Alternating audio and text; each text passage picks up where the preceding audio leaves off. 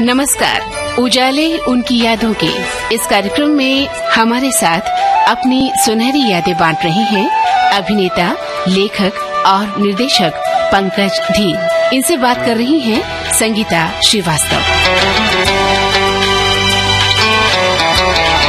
नमस्कार श्रोताओं, आप सभी का बहुत बहुत स्वागत है। दूरदर्शन पर महाभारत में दानवीर कर्ण की भूमिका में आपने इन्हें देखा, बहुत प्यार दिया, बहुत सराहा, या यूं कहें कि दानवीर कर्ण, महारथी कर्ण जी की जब हम कल्पना करते हैं तो बस एक ही चेहरा सामने आता है, वो है पंकज धीर जी का।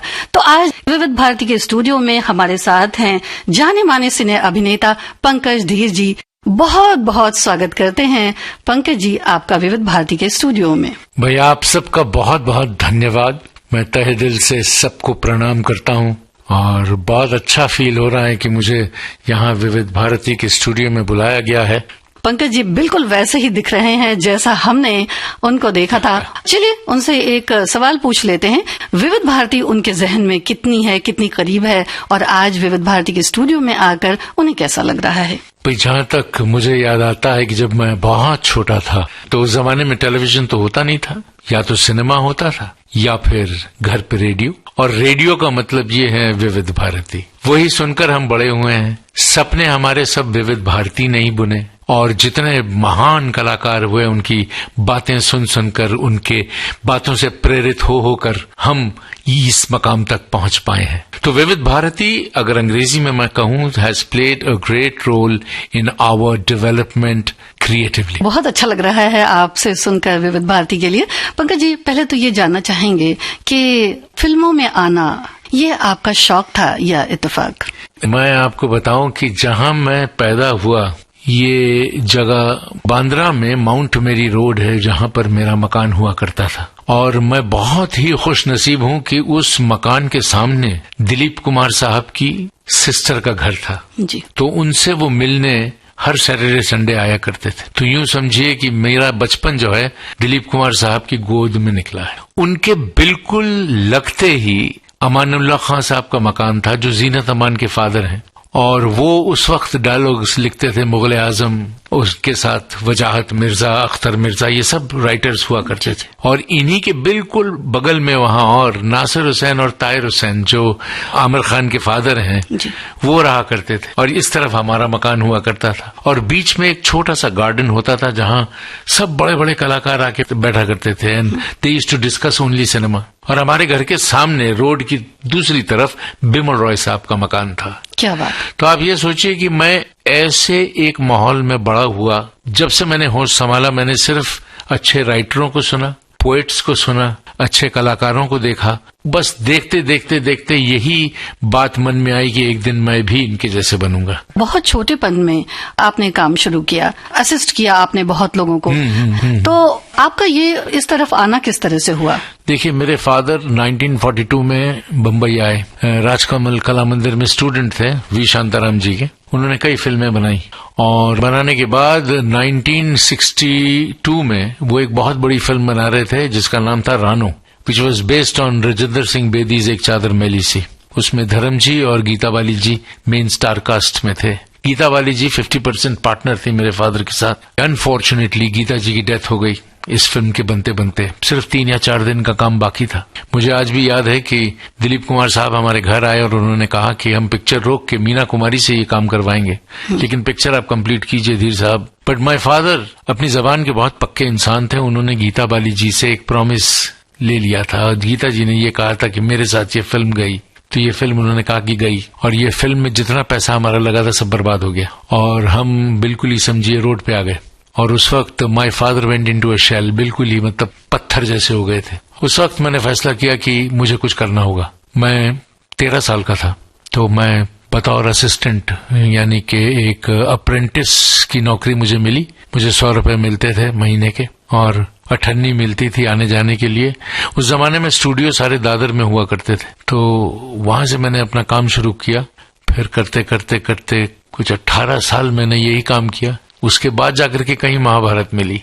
तो बहुत लंबा सफर रहा है मेरा। आपको लगता है कि ये मुश्किलों के दौर ने आपको कहीं न कहीं इस दौर से बाहर निकाला? नहीं, देखिए ऐसा है कि इंसान की जिंदगी में उतार चढ़ाव तो आते हैं, अच्छा वक्त भी आता है, बुरा वक्त भी आता है। मेरी जिंदगी में मेरे लिए एक बहुत छोटी उम्र में ये सारा कुछ लिखा था और ये हुआ, लेकिन मैं कभी डरा नहीं, ना पीछे हटा।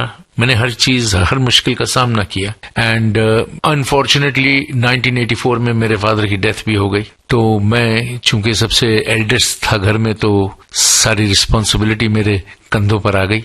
और मुझे अभी भी अच्छे से याद है, मैंने अपनी माँ से पूछा था कि कितने पैसे लगते हैं महीने में घर चलाने के लिए, तो उन्होंने मुझसे कहा था, पंकज 300 से 400 रुपए लगते हैं। अब वो 300-400 रुपए कमाने की जद्दोजहद मेरे लिए सबसे इम्पोर्टेंट थी कि सबसे पहले मैं 300-400 रुपए कैसे भी कमा के अपनी माँ के हाथ में दे दूं, बाकी फिर देखा जाएगा।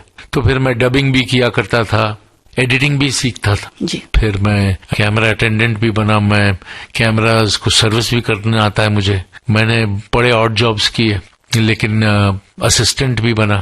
तो बहुत मतलब अलग अलग किस्म के काम किए मैंने, which has only made me strong. मेरा बेस बहुत स्ट्रांग हो गया इससे कि उसके बाद किसी भी किस्म की मुसीबत मेरे लिए बहुत मामूली थी। अनुभव ने बहुत कुछ सिखाया। जी।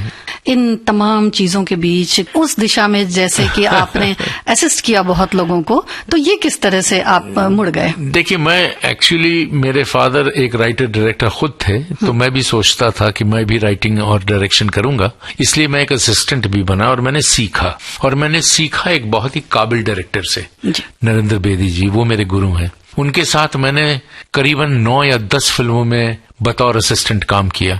और उन फिल्मों का अगर मैं नाम लूं तो जवानी दीवानी, रफू चक्कर, बेनाम, अदालत, महाचोर, इंसान, ये सारी फिल्मों में मैं असिस्टेंट रहा। और करते करते करते मैं उनके फर्स्ट असिस्टेंट तक आ गया था। उसके बाद मुझे एक फिल्म भी मिली, तो उसकी लोकेशन देखने के लिए मैं, फिल्म सिटी तब बना था, तो मैं वहां गया था। तो सारिका जी जो हैं उस जमाने की हीरोइन थी, तो उन्होंने मुझे देखा, उनको हम मीनू कहते थे प्यार से, उनका घर का नाम था।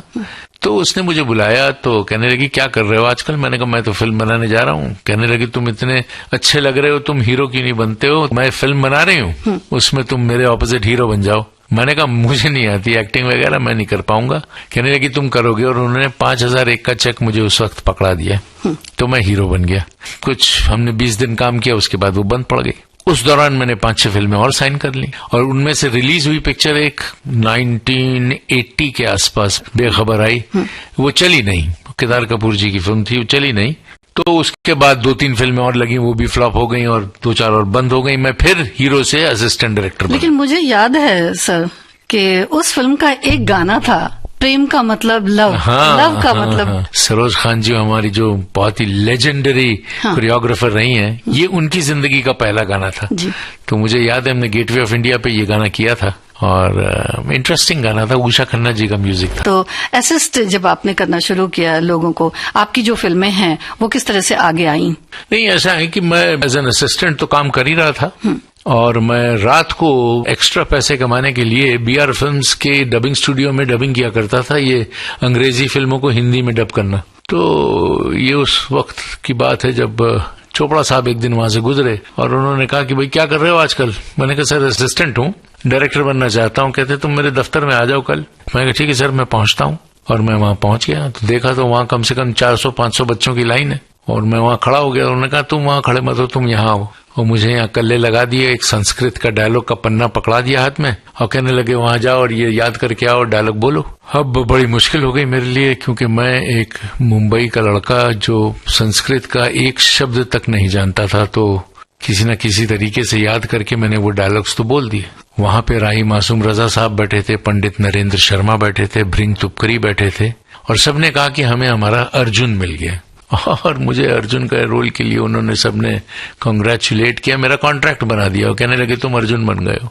वहां से एक्चुअली मुझे लगा कि yes, I can act, I should act, I should for some time forget direction. क्योंकि अगर इतने महान लोग ये सोच रहे हैं कि मैं लीड रोल कर पाऊंगा, तो there must be something in me. और उनके कॉन्फिडेंस को अपना बेंचमार्क बना करके मैं आगे बढ़ा। तो वहां पे एक्चुअल चेंज आया जब मैंने कहा नहीं, अब मैं एक्टिंग करूंगा, अब ये डायरेक्शन थोड़ी देर रोक दूंगा। वहां से फिर चेंज आया, and then I never looked back. जी जी, ये कैरेक्टर कौन सा था? कर्ण का। और पहले इसके आपका सिलेक्शन हुआ था, अर्जुन जी का था वो उसमें उन्होंने कहा मुझे मूंछ काटनी होगी और मैंने कहा मैं मूंछ नहीं काटूंगा। ये ऐसा था कि मुझे लगता था कि मेरे फेस का बैलेंस जो है बिगड़ जाएगा। कुछ शक्लें होती हैं जिसपे मूंछ बहुत सचती है, मुझे लगता था मेरा चेहरा ऐसा है कि जिसपे मूंछ अगर लगी रहे तो अच्छा लगता है। तो मुझे चोपड़ा साहब ने बहुत डांटा उस वक्त, कहने लगे तुम कलाकार हो, कौन हो, एक मूंछ के पीछे तुम इतना बड़ा रोल छोड़ रहे हो। मैंने कहा नहीं जी मैं नहीं काटूंगा। तो उन्होंने मुझे उठा के दफ्तर से बाहर फेंक दिया और कहा कि मुड़ कर आना नहीं है। मैं चला गया। जैसे ही जा रहा था सारे लोग कह रहे थे तुम पगला गए हो, तुम इतना बड़ा रोल रिफ्यूज कर रहे हो, क्या मतलब। मैंने कहा नहीं करूंगा। 2-3 महीने गुजर गए, उसके बाद फिर फोन आया, उन्होंने कहा तुम दफ्तर आओ, तुमने इतना अच्छा काम किया है, हम चाहते हैं तुम कर्ण का रोल करो। तो वहां से मुझे फिर कर्ण का रोल मिला और मैंने सिर्फ उनसे यही पूछा था कि मुझे मूंछ तो नहीं काटनी होगी। तो उन्होंने कहा नहीं और हंसते हुए कहा तुम करो। And then rest is history. फिर जैसे मुझसे बन पाया मैंने वो रोल निभाया जी, और बहुत ही खूबसूरती से निभाया। ये तो सब आप लोगों का प्यार है। हाँ, और वो तो रोल कुछ इस तरह से बन पड़ा था सर कि जब कर्ण नहीं रहते हैं महाभारत में या जब उनका वध होता है तो उसके बाद तो बस यूं लगता था कि बस अब देखने को कुछ है ही नहीं। तो ये इस तरह से आपने आगे बढ़ाया इस कैरेक्टर को और इतनी जान इसमें डाली कि इसने मुझे ऐसा लगता है कि बहुत ही एक लंबे अरसे के लिए या यूं कहें कि अनंत समय के लिए अपना एक मकाम बना लिया। देखिए ऐसा है जी कि अगर आप एक एस्टिमेट लगाएं, 100 साल से फिल्में बन रही हैं, टेलीविजन भी कई सालों से है, लेकिन कोई भी एक महान कलाकार अगर हम नाम लें, जैसे दिलीप कुमार साहब हुए या बलराज साहनी साहब हुए, इनकी जिंदगी में इन्होंने कई काम किए, कई फिल्में की, लेकिन आप पिन पॉइंट सिर्फ 4 या 5 रोल्स को कर सकते हैं, बाकी सब रन ऑफ द मिल होता है। जी।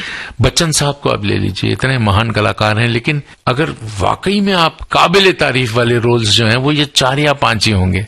तो मेरे लिए भी मेरे 3 या 4 में से कर्ण जो है it's one of the best roles. I was very lucky कि मुझे ये रोल निभाने का चांस मिला, लोगों ने मुझ में कॉन्फिडेंस रखा और लकीली मैं उसे अच्छे से निभा पाया और लोगों ने बहुत प्यार किया, बहुत सराहा। यहाँ सुन लेते हैं आपकी पसंद का एक प्यारा सा गीत और उसके बाद बातचीत को आगे बढ़ाएंगे आपके साथ। कौन सा गीत सुनाएं बताइए। एक कमाल की फिल्म बनी थी मुझे जीने दो, सुनील दत्त साहब और वहीदा रहमान जी। वही सर भी हुआ। यहाँ आपने बहुत अच्छा सवाल किया। यहाँ मैं बहुत बुरे तरीके से फंस गया था महाभारत के बाद, क्योंकि लोगों को लगता था कि मुकुट और घोड़े के बगैर ये लड़का काम कर ही नहीं पाएगा। पहली बात तो मुझे ये उनकी शंका दूर करनी थी, वो मैंने की। उसके बाद हुआ ये कि कुछ प्रोड्यूसरों को लगा कि मैं नेगेटिव बहुत अच्छा लगता हूँ, क्योंकि मेरे घुंघराले बाल थे, मूंछ थी, आंखें कुछ जरा अलग किस्म की थी, बहुत डीप वॉइस थी, तो उनको लगा कि मैं विलन बहुत अच्छा बनूंगा। कुछ लोगों को लगा नहीं ये पॉजिटिव बहुत अच्छा, और उस चक्कर में मैं फंस गया। मैंने कुछ फिल्में एज ए नेगेटिव बतौर विलन की, कुछ मैंने पॉजिटिव में की, दोनों फिल्में चली, लेकिन क्या है कि मैं अपना एक डेफिनेट मार्क नहीं बना पाया। और देखिए आज जो दौर है, आज हमारे लीडिंग एक्टर जो है, हीरो है, वो भी नेगेटिव रोल कर रहा है, जो उस जमाने में नहीं था। उस जमाने में क्लासिफाई कर देते थे लोगों को कि ये तो विलन है, ये हीरो है, ये ऐसा है, ये वैसा है, ये कॉमेडियन है, ये डांसर है। आज जो है ये खुल गया है, और ये खुलने से इतना अच्छा हो गया है कि at least you know the calibre of the actor, जो किसी में नेगेटिव भी कर सकता है तो पॉजिटिव भी कर सकता है, हंसा भी सकता है, रुला भी सकता है। तो ये चीज अगर उस वक्त होती तो शायद I would have scored much more than what I have. कुछ महाभारत की यादें हमसे ताजा करिए कि महाभारत में कोई ऐसा लम्हा रहा शूटिंग के दरमियान जो आपको काफी बाद तक याद रह गया। महाभारत की सबसे खूबसूरत बात या मोमेंट कह लें, वो है Shri Krishna. Shri Krishna is the only god element of Mahabharata. बाकी सारे वॉरियर्स हैं, राजा महाराजा है ना, मिनिस्टर्स हैं। मुझे अभी भी याद है हम जयपुर में शूटिंग कर रहे थे क्लाइमैक्स फाइट की, तो सुबह सुबह 6 बजे हमारा कॉल होता था। हम ऐसी जगह पे शूट करते थे जहां पे दूर दूर तक इलेक्ट्रिक वायर न नजर आए। तो ऐसे मैदान, बड़े बड़े मैदान जहां 500 घोड़े और हाथी और ऊंट और 1000 आदमी युद्ध करते हुए नजर आए।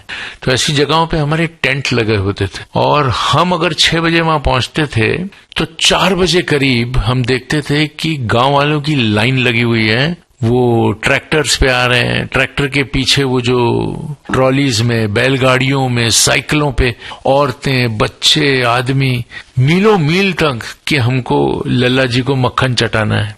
तो श्री कृष्ण को एक कुर्सी पे बिठाया जाता था और दूर दूर से लोग घर का मक्खन लाके उनको चटाते थे और छोटे छोटे बच्चों को उनके कदमों में रख देते थे। ये हमने अपनी आंखों से देखा है। दिस इज फेथ, है ना। इस चीज का कोई मोल नहीं है। और जो श्रद्धा से आते थे लोग, रात रात भर ट्रैवल करके, आप सोचिए कोई 30 मील दूर से आ रहा है, कोई 50 मील दूर से आ रहा है, ये सोच के कि हम लल्ला जी को मक्खन चटाएंगे। तो ये जो चीजें हैं ये आप कभी भूल नहीं पाएंगे जी। और इतना खूबसूरत नजारा होता था। बाकी तो जनरल बातें होती रहती हैं फिल्म की शूटिंग में, कुछ मस्ती मजाक की, लेकिन ये एक बहुत ही एथीरियल फीलिंग थी, एथीरियल मोमेंट था जी, जो मैं कभी भूल नहीं पाऊंगा। जी पंकज जी, महाभारत की टीम में एक बड़ा स्टार कास्ट था, तो ये टीम वर्क किस तरह से होता था? देखिए, सबसे पहले मैं ये कहूंगा कि महाभारत के सक्सेस के पीछे राइटिंग, जिसे कहते हैं लेख, वो टॉप क्लास थी। सबसे पहले हमारे पास चोपड़ा साहब थे, हाँ, जो सोशली बहुत ही कॉन्शियस इंसान थे, जिनको बहुत अच्छा एक अंदाजा होता था कि what is the social content of the country, cultural content of the country. उसके साथ आपके पास थे पंडित नरेंद्र शर्मा, जो बहुत ही कमाल के एक विजनरी, थॉट प्रोवोकिंग राइटर थे। फिर थे भृंग तुपकरी जी, फिर थे राही मासूम रजा, और फिर थे सतीश भटनागर। तो ये जो टीम थी, इनकी राइटिंग देखिए, ये तो नहीं कह सकते कि महाभारत किसी ने लिखी होगी। महाभारत तो हमारी ग्रंथ है। इसको सीरियलाइज किया इन्होंने, एपिसोड्स बनाए, और इनके डायलॉग्स जो हैं राही मासूम रजा ने लिखे। और ये बहुत काबिल तारीफ बात है कि एक मुसलमान होते हुए उन्होंने इतने बड़े ग्रंथ की इतने खूबसूरत डायलॉग लिखे। मुझे नहीं लगता कि कोई और ऐसे लिख पाएगा। ऐसे लगते थे कि फूल बरस रहे हैं हमारे मुंह से। तो सबसे पहले तो मैं पॉइंट्स दूंगा इनको, राइटर्स को। सेकेंडली, ये गॉड सेंड होता है कि इतनी जबरदस्त कास्ट असेंबल हो गई। हर एक्टर अपने रोल में बहुत सही तरीके से कास्ट किया गया, और कभी भी सेट पे मुझे नहीं याद कि किसी ने किसी के साथ कोई आर्ग्यूमेंट की हो या कोई कंट्रोवर्सी क्रिएट की हो। सब बड़े खुश थे अपने अपने रोल के साथ। क्यों? क्योंकि महाभारत की एक खासियत यह है कि सारे जो रोल हैं वो सब ग्रे हैं, कोई फुल व्हाइट या फुल ब्लैक नहीं है। जैसे रामायण में राम व्हाइट है, रावण ब्लैक है। हमारे यहाँ सब ग्रे थे, एक्सेप्ट श्री कृष्ण जी भी कहीं कहीं ग्रे हो जाते हैं फॉर हिज अदर रीजंस। लेकिन ये जो खूबसूरती है, इसको बखूबी राइटिंग में लाया गया। तो ग्रेट चीजें जब बनती हैं, ये कॉम्बिनेशंस ऊपर से आती हैं। अब जैसे मुगल आजम बन गई, शोले बन गई, महाभारत बन गई, ये गॉड सेंड है। ये कंप्लीट अमेलगमेशन जिसको कहते हैं, एक टीम वर्क, वो बहुत कमाल की बन गई थी। उसके बाद ऐसी टीम वर्क बनी नहीं। एक बात और है कि तब की महाभारत में और अब जो महाभारत बनती है या जो रामायण बनती है, वो उतनी ज्यादा हम देखते हैं कि पॉपुलैरिटी की तरफ नहीं जा पाती है। अंग्रेजी में कहते हैं ना कि वी लुक लाइक मेन, और आजकल के जितने थे actor, they look like boys. ये बहुत बड़ा फर्क होता है। परफॉर्मेंस हमारे वक्त पे ये था कि हम सिंसियरली अपना काम करें, नाम काम शोहरत सब बाद में फॉलो करेगा। आज ये चीज उल्टी हो गई। आजकल फास्ट एंड क्विक जमाना आ गया, हर चीज क्विक चाहिए, तो इसमें बहुत सारी क्वालिटी है वो मिस हो गई जी। एक जो बात बहुत इंपॉर्टेंट मैं आज कहूंगा आप सबको कि ये हम महाभारत को इसलिए भी लाइक करते हैं क्योंकि ये वीकली था। हमें 4 दिन मिलते थे एक एपिसोड बनाने में, और आजकल के जो प्रोड्यूसर्स हैं इनको 1 दिन मिलता है एक एपिसोड बनाने में, क्योंकि ये डेली है। ये बड़े बड़े जितने महाग्रंथ हैं हमारे, इनको देना चाहिए एज ए वीकली, तब हम जस्टिस कर पाएंगे इसके साथ। अगर आप कहें कि इतने बड़े बड़े एपिसोड्स हम एवरी डे एक बनाएं, चाहे कितने भी डिजिटली हम टेक्नोलॉजिकली एडवांस्ड क्यों ना हो, लेकिन वो ह्यूमनली इम्पॉसिबल है। For quality sake, to have a very good quality and to say कि वाह मजा आ गया, यू नीड टाइम, और वक्त हम देते नहीं है। तो ये एक चीज है जो सबको सोचना पड़ेगी, मतलब ये प्रोड्यूसरों को भी, चैनल को भी, सबको। एक जमाना होता था जब 1 साल लिखने में जाता था और 30-40 दिन में फिल्म बनती थी। आजकल 30 दिन में लिखते हैं और 1-1.5 साल में बनती है फिल्म। ये सारी चीजें उल्टी हो गई जी। और जहां तक बैकग्राउंड म्यूजिक की हम बात करें, तो ये जो साउंड इफेक्ट होता है, इसको किस तरह से ढाला गया उसमें महाभारत में? देखिए, ऐसा है कि वी हैड राजकमल जी, जो एक बहुत गुणी म्यूजिशियन थे अपने जमाने के जी। और उनको इंटरेस्ट किया गया था म्यूजिक ऑफ महाभारत। सबसे पहले तो उन्होंने जो दोहे बनाए जो महेंद्र कपूर जी की आवाज में थे, वो हर सीक्वेंस के बाद एक दोहा आता था, तो उसकी मीनिंग कमाल की होती थी। और जो म्यूजिक थीम्स बना ली थी कि श्री कृष्ण का ये थीम है, भीष्म पितामह का ये थीम है, राइट, कर्ण आएंगे तो उनका ये थीम होगा। तो जब थीम्स सेट हो गए देन बहुत खूबसूरती से उनको ब्लेंड करके एपिसोड में लाया जाता था, तो ऑडियंस को भी पता चल जाता, अरे अब तो भीष्म आने वाले हैं, अब तो अर्जुन आने वाले हैं, अब श्री कृष्ण आएंगे। तो एक फैमिलियरिटी ब्रीड हो गई थी। आप ये सोचिए कि अगर 4000-5000 साल पुराना ग्रंथ है तो उसमें आपका म्यूजिक भी ऐसे इंस्ट्रूमेंट्स होने चाहिए जो पुराने हो। आप उसमें डिजिटल म्यूजिक डालने की कोशिश करेंगे, गिटार विटार डालने की कोशिश करेंगे तो वो ब्लेंड नहीं होगा, क्योंकि atmosphere, costumes, dialogues, everything is way back. तो उसको ध्यान में रखते हुए you need to blend the audio with the video. ये जिस दिन लोगों को समझ में आ जाएगा तो बहुत खूबसूरत हो जाएगी बात। जी, यहाँ सुन लेते हैं आपकी पसंद का एक प्यारा सा गीत और उसके बाद बातचीत को आगे बढ़ाएंगे आपके साथ। कौन सा गीत सुनाएं बताइए। एक और बहुत बड़ा नाम हमारी फिल्म इंडस्ट्री का है राज कपूर। ना कि वो एक अच्छे कलाकार थे बल्कि बहुत बड़े निर्देशक थे। I think he was a trend setter, trail blazer, जो फिल्में उन्होंने बनाई हैं। और उन्हीं की एक फिल्म संगम का गाना, जब आप उस किरदार को निभाते थे तो आपके जहन में क्या चलता था? देखिए, मेरे पास कोई लीड नहीं थी कि भाई कर्ण कैसे चलता होगा, कर्ण कैसे बोलता होगा। आज एक बात आप लोगों को जरूर कहूंगा कि मैं जब राजे महाराजाओं के बीच में बैठता था तो एक सूत पुत्र, तो मैंने एक टेक्निक अपनाई कि ये इतना कॉन्शियस होगा ये आदमी कि ये अपनी पलकें झपकाएगा नहीं, तो मैं पलकें नहीं झपकाता था। तो एक वो अजीब सी टेंशन नजर आती। प्लस मेरे घर में मैं एक लाइन बनाता था जमीन पे और उस पे अपनी चाल को कैसे चलता होगा कर्ण। तो मुझे अभी भी याद है एक पिक्चर आई थी बहुत पुरानी, सिकंदर, जिसमें पृथ्वीराज जी सिकंदर बने थे और उनकी चाल, तो मैं यूल ब्राइनर की चाल, पृथ्वीराज जी की चाल, इन सबको कॉपी करके अपनी चाल को उसमें डाल करके ऐसे बनाता था कि भाई जब कर्ण आए तो लगे कि एक योद्धा आ रहा है। प्लस किताबें थी रेफरेंस की, बाकी और कुछ तो नहीं था। एक शिवाजी सावंत जी की मृत्युंजय बहुत इंपॉर्टेंट किताब थी जिसको पढ़ी थी मैंने, रश्मि रथी थी, और ऐसे कुछ रेफरेंसेस थे। बाकी हाँ, तकलीफ आप कहें जो माउंटेन टू क्लाइंब कहें तो संस्कृत के डायलॉग मुझे नहीं आता था बोलना, जैसे वाणों से भरा तुणीर। अब बोलने में, अब तो मैं बोल लेता हूं, तब मैं बोल नहीं पाता था। मैं इंग्लिश मीडियम का स्टूडेंट था।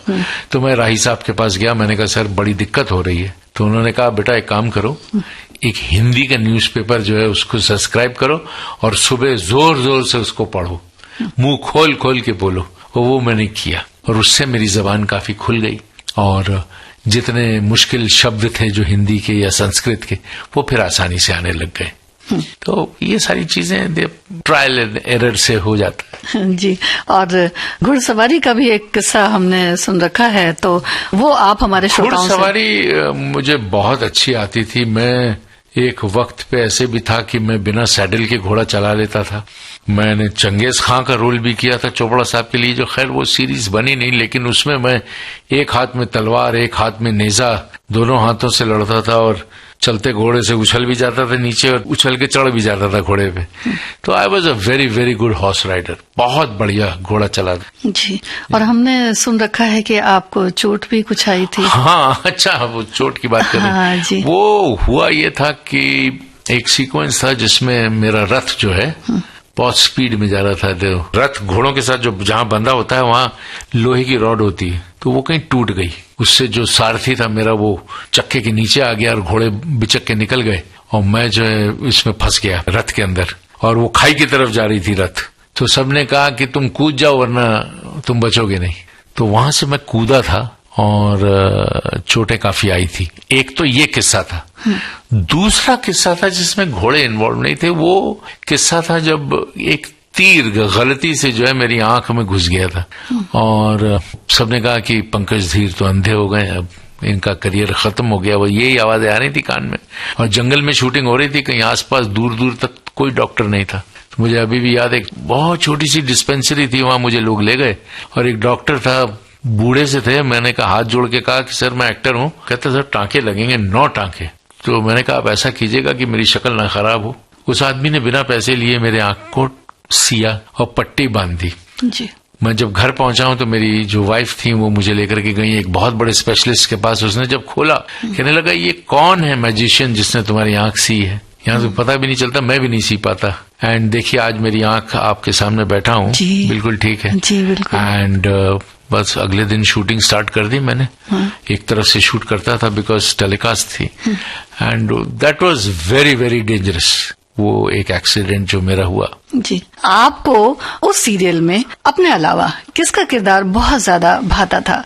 जैसे मैंने पहले कहा कि सबने अपना काम बहुत बढ़िया, बहुत बखूबी किया, मतलब जस्टिस किया सबने। जी जी। बट सबसे डिफिकल्ट रोल पूरी महाभारत में श्री कृष्ण का, बिकॉज बहुत बैलेंसिंग रोल था वो। और नीतीश भारद्वाज हमारे दोस्त हैं जिन्होंने ये रोल निभाया। आप मानेंगे नहीं अगर मैं आपसे ये कहूंगा कि उन्हें भगवत गीता बाय हार्ट है, हर श्लोक बाय हार्ट बोलते हैं वो। उन्होंने इतनी पढ़ाई की, इतनी दूर तक पहुंचे वो गीता को लेकर के कि जब वो शूटिंग पे थे तो वो बिना देखे बिना पढ़े वो बस एक साथ बोलते थे श्लोक। और इतने खूबसूरती से वो बोलते थे कि इट इज ह्यूमनली इम्पॉसिबल किसी एक्टर के लिए ऐसा करना। और सारे संस्कृत के श्लोक, फिर उसका मीनिंग बताना जब वो अर्जुन को बताते हैं। तो I think the most difficult role would have been Shri Krishna, जिसको बहुत ब्यूटीफुली नीतीश ने निभाया। बाकी भी there were some very very good actors, वो सबने अच्छा काम किया, सबने। तो आपने जो वो अर्जुन का रोल छोड़ा और फिर कर्ण के रोल में आपको इतनी ज्यादा कामयाबी मिली, तो आपको कभी लगता नहीं था कि ये कर्ण का जो हमने रोल किया ये ज्यादा अच्छा रहा, या कहीं आपने उसको कंपेयर किया? नहीं, मैं इसी चीज से कंफर्टेबल था कि मेरी मूंछ है, मूछिया बन के काम नहीं कर रहा हूँ। तो इस बात के एक कंफर्ट जोन में था। दूसरा आपको एक बात बताऊं, अगर शायद आपने नोट किया हो या न किया हो, मेरे राइट में शकुनी रहते थे और लेफ्ट में दुर्योधन जी। और ये दोनों बहुत लाउड कैरेक्टर्स थे। तो मैंने सोचा कि अगर मैं भी लाउड काम करूंगा तो ये तो ऐसा लगेगा पता नहीं हम कोई मच्छी मार्केट में। तो मैंने पूरा का पूरा जो रोल है अपना उसको अंडर प्ले कर दिया। मैंने सोचा जितना मैं अंडर प्ले करूंगा उतना इन दोनों से हटके लगूंगा और दिखूंगा। एंड वो मेरा एडवांटेज बन गया। जितने लोग थे सब मुझसे बहुत प्यार करने लगे और कहने लगे हाय बेचारा। तो उससे इमोशन बढ़ गया। All the women in India fell in love with Karan. क्यों? बिकॉज थोड़ा सा क्या है, सिंपैथी बढ़ गई थी और मैंने थोड़ा सा वो उस एंगल को और रोशन कर दिया जहाँ सिंपैथी जहाँ ज्यादा हो। और कुछ बातें होती हैं जो आंखों से कही जाती हैं। हम तो रेडियो के प्रोग्राम में हैं तो हम आपको बता नहीं पाएंगे, लेकिन कुछ चीजें आंखों से जब खेली जाती हैं तो बहुत खूबसूरत लगती हैं, जो बिना बोले sometimes it's just your eyes. वो चीजें सारी मैंने कर्ण के रोल में डेफिनेटली यूज की थी।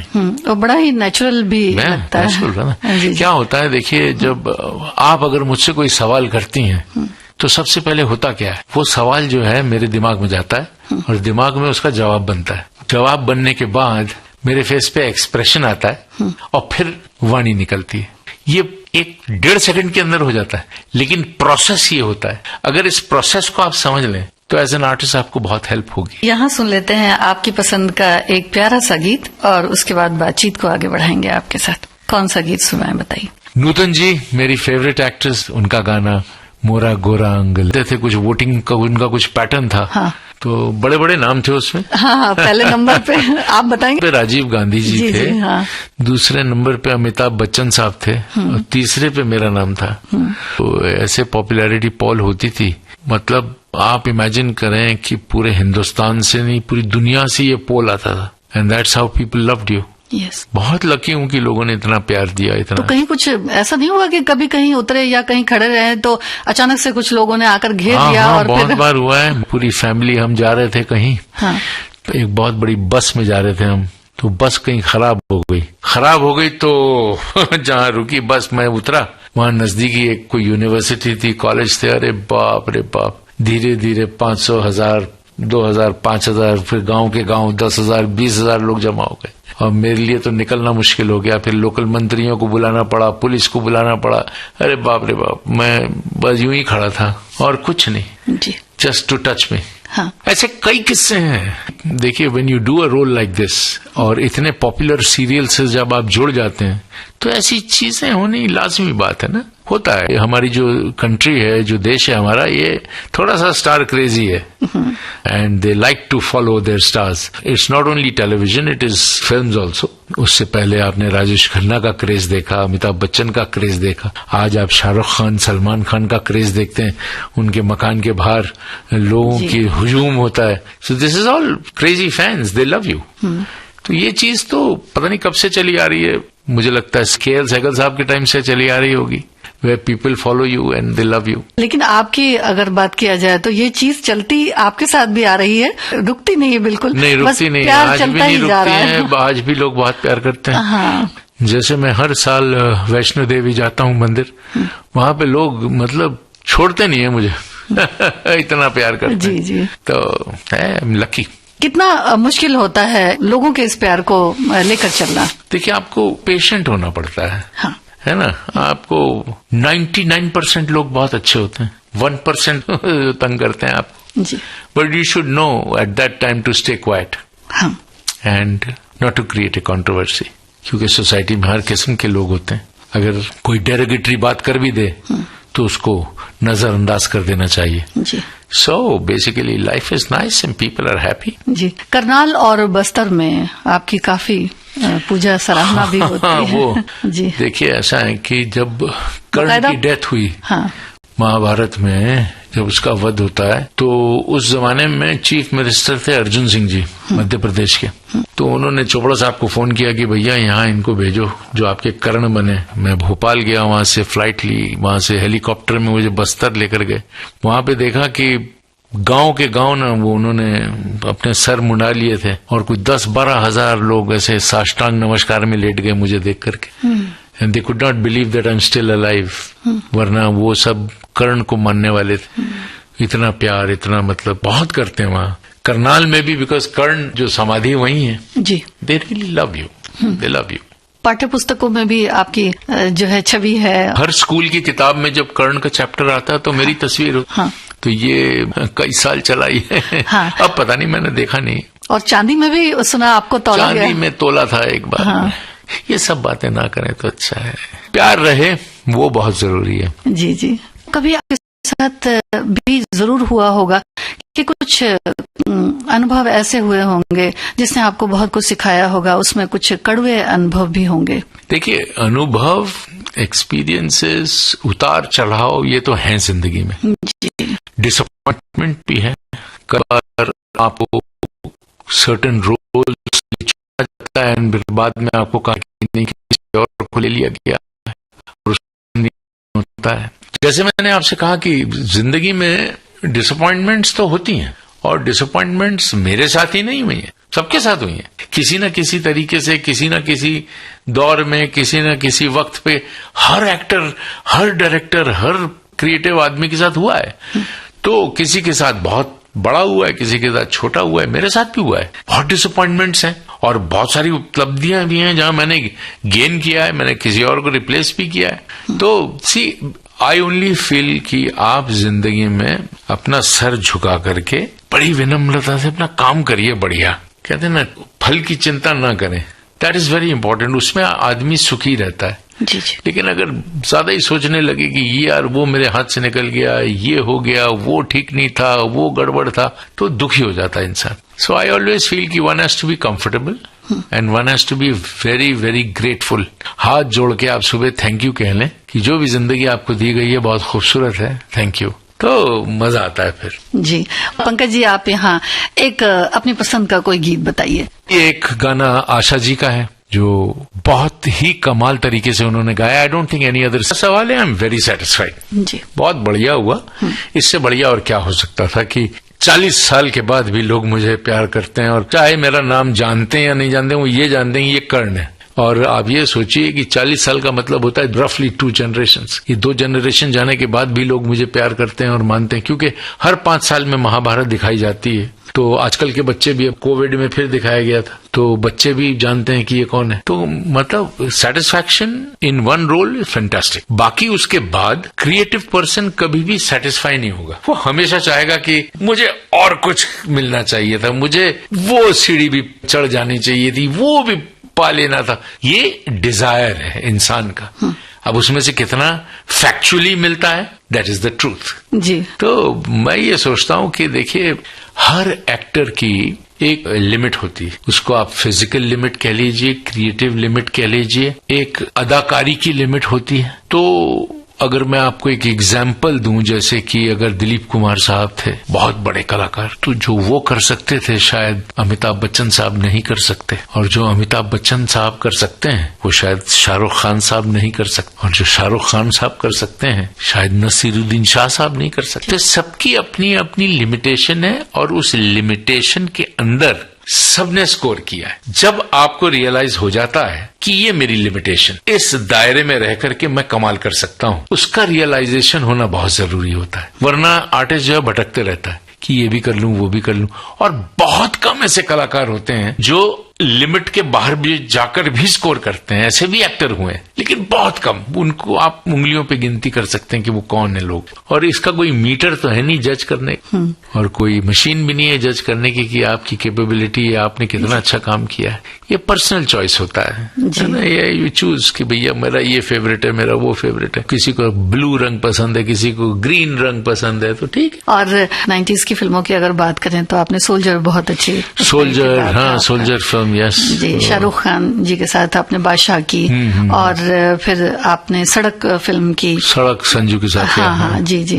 तो इन फिल्मों में कौन सा किरदार आपको ज्यादा भाता है? ऐसा कुछ नहीं है। आई मीन जो रोल ऑफर हुआ उससे मैंने बखूबी निभाया जी। अब उसमें अलग अलग टाइप के रोल मुझे ऑफर हुए थे। हाँ। उनको लगा कि ये रोल में ये सही है, इसलिए इसको बुलाओ। तो मैं गया और मैंने काम अच्छा किया, तो they were very happy with my work. हाँ। उस दायरे के अंदर, उतने से फॉर्म के अंदर जो मैं कर पाया। बाकी अगर आप मुझसे पूछें कि भाई which role interested you the most, वो रोल अभी भी आना बाकी है। जी। से आपने डायरेक्शन में बतौर निर्देशक आप काफी काम कर चुके। किस कलाकार को निर्देशित करना चाहेंगे आपके समय में? तो आपकी क्या पसंद? देखिए, ऐसा है कि कलाकार की बात नहीं है, हमेशा स्क्रिप्ट इज इम्पोर्टेंट, सब्जेक्ट जो होता है वो इम्पोर्टेंट है। एक बार सब्जेक्ट आपको एक्साइट कर जाए, फिर उस सब्जेक्ट के लिए सबसे बेहतरीन एक्टर कौन होगा जो उस सब्जेक्ट में उस किरदार बखूबी निभा पाए, that is the important thing.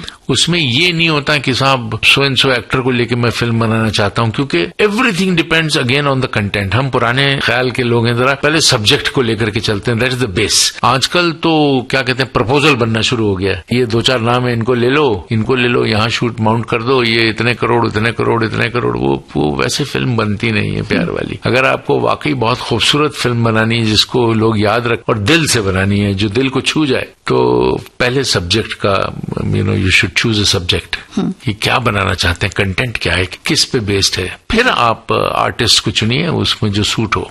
और अमित जी की जहां तक बात की जाए, अमिताभ बच्चन जी की, तो इनके साथ भी आपने कुछ फिल्म? अमित जी के साथ एज एन असिस्टेंट मैंने काफी काम किया। देखिए, सबसे पहली फिल्म थी ज्योति स्वरूप जी ने जो डायरेक्ट की थी, परवाना, उसमें मैं एज ए अप्रेंटिस आया था। वो फिल्म की, उसके बाद मैंने उनके साथ की बेनाम, नरेंद्र बेदी जी की। फिर उसके बाद मैंने की अदालत। उसके बाद मैंने एक थोड़े वक्त के लिए मनमोहन देसाई जी के साथ असिस्ट किया था, परवरिश, उसका क्लाइमैक्स था, वो सीक्वेंस मैंने किया था। तो 4 फिल्मों में मैं अमित जी के साथ एज एन असिस्टेंट रहा हूं। उनकी ग्रोथ देखी मैंने, परवाना में as a villain to a super duper star in Parvarish and अदालत। मतलब कि व्हाट ए ग्रोथ। मैंने राजेश खन्ना साहब के साथ भी काम किया है, लेकिन जो बच्चन साहब की इंटेंसिटी थी, जो सिंसियरिटी थी, और जिस तरीके से, जिस लगन से वो काम करते थे, उनके पेट में आग लगी हुई थी कुछ प्रूव करने के लिए। और मुझे याद है अभी भी अदालत फिल्म में जब वो डॉन का रोल करते थे, तो जब मेकअप रूम में जाते थे तो सबसे बात करना बंद कर देते थे, बिल्कुल चुप हो जाते थे। और जैसे ही यंग के रोल में आए तो मस्ती शुरू उनकी, कॉमेडी शुरू, सब शुरू. He used to get into the skin of the role. मतलब कि I hold him in very high esteem. बहुत ऊंचे स्तर पर मैं उन्हें रखता हूँ. जी जी. Mind blowing. इतने बड़े कलाकार, गर्व होता है उनके ऊपर. उनका एक गाना इंतहा हो गई थे अभिनेता, लेखक और निर्देशक पंकज धीर से संगीता श्रीवास्तव की बातचीत. रिकॉर्डिंग इंजीनियर थी भावना सिंदल. प्रस्तुतकर्ता थी अनुश्री पाठक. आज आप इस बातचीत का पहला भाग सुन रहे थे. इसी बातचीत का दूसरा और अंतिम भाग आप सुनेंगे अगले हफ्ते इसी दिन इसी समय. तब तक के लिए नमस्कार. उजाले उनकी यादों की.